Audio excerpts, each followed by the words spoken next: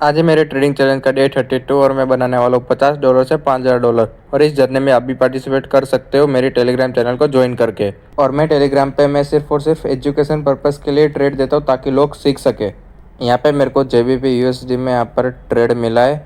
यहाँ पर मैंने जो है बाय लिमिट यहाँ पर लगा के रखी है। अगर 0.5 के लेवल पे आता है मार्केट तो यहाँ पर अच्छा खासा बाइंग का मूवमेंट देखने को मिल सकता है। यहाँ पे ये सेम ट्रेड मैंने अपनी कम्युनिटी के साथ शेयर भी किया है ओनली फॉर एजुकेशन पर्पज़ के लिए ताकि आप लोग भी सीख पाओ।